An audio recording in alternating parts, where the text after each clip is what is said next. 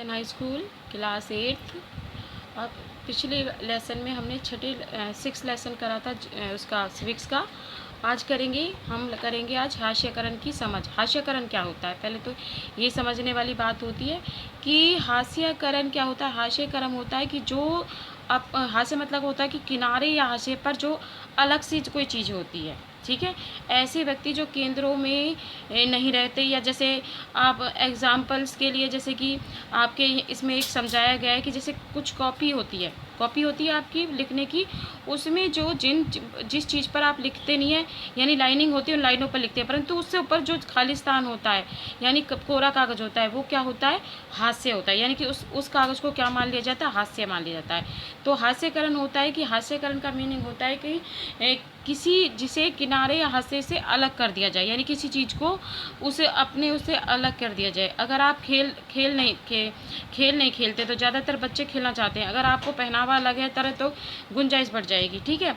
तो इस तरह उनके जैसे बेदखली का एहसास होता है। तो जैसे हास्यकरण की वजह ये हो सकती है कि एक अलग भाषा बोलते हैं कोई लोग, उनके रीति रिवाज अलग हैं, तो ऐसे लोगों को बहु समुदाय के मुकाबले किसी दूसरे धर्म के होते हैं, तो उनको क्या माना जाता है, जैसे हास्य माना जाता है। तो इसमें हम जैसे आदिवासी लोगों के बारे में पढ़ेंगे कि उन्हें किस तरह से एक हास्य पर माना जाता है, कि उन्हें किस तरह से अलग माना जाता है। इसमें एक एग्जाम्पल के लिए एक आदिवासी परिवार के बारे में समझाया गया है। जैसे तो दिल्ली में एक आदिवासी परिवार, ठीक है, दिल्ली के अंदर एक आदिवासी परिवार रहता है। सोमा और हलेन दादाजी के साथ बैठकर, यानी आदिवासी बच्चों, ये 2 बच्चे हैं, सोमा और हेलेन, दादाजी के साथ बैठकर टेलीविज़न पर गणतंत्र दिवस की यानी कि रिपब्लिक डे की क्या देख रहे हैं, परेड देख रहे हैं। जाती हैं टीवी पर, देखो तो बच्चे कह रहे हैं, अरे देखो आदिवासियों की नाप। दादू वह आदिवासियों को हमेशा नाचते गाते ही क्यों दिखाते हो। अपने दादाजी से पूछते हैं, हाँ क्या हमारे बारे में और कुछ नहीं जानते। सही कहा तुमने, आदिवासियों की दुनिया बहुत समर्थ है,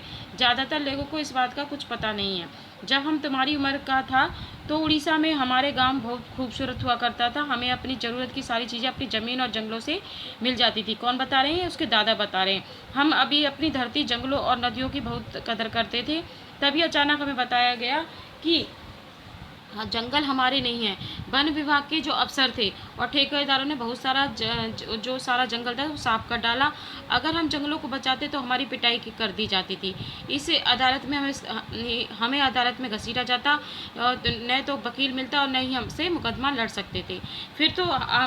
तो फिर आपने अपनी जान कैसे बचाई है, उसकी मम्मी पूछती हैं अपने दादा से। तो उनमें से बहुत सारे लोगों को अपने घर बार छोड़ने पड़े, जैसे आसपास के कस्बों में जो काम धंधे समय पर मिल जाते थे उन्हें करने लगे।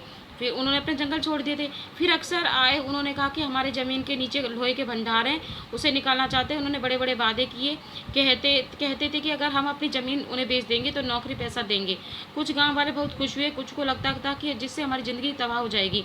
कुछ ने तो कागज़ों पर अंगूठे के निशान लगा दिए, उन्हें पता नहीं था कि अंगूठे का निशान लगाकर वह क्या कर रहे हैं, अपनी ज़मीन को बेच रहे हैं। मुट्ठी भर लोगों को उन्होंने छोटी मोटी नौकरी पर रख लिया, लेकिन ज़्यादातर लोगों ने क्या कर दिया, अपनी जो है ज़मीनें बेच दी।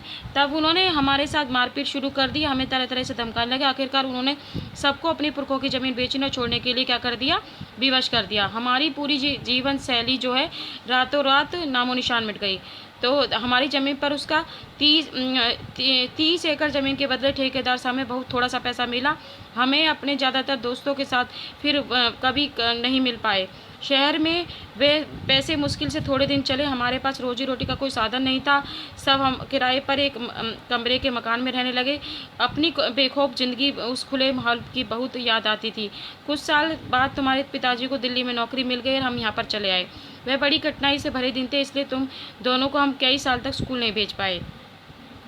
मुझे एक स्कूल से जाने से नफ़रत थी। हमें पढ़ाई में इतने पीछे थे कि सारे बच्चे हमारा मजाक उड़ाते थे। हम घर में संथाली यानी कि जो आदिवासियों की भाषा होती है, संथाली भाषा बोलते थे, इसलिए हिंदी में बात नहीं कर पाते थे। लेकिन अब हमारे कुछ दोस्त बन गए। मैं थोड़ी बहुत अंग्रेजी के साथ बोल लेती हूँ।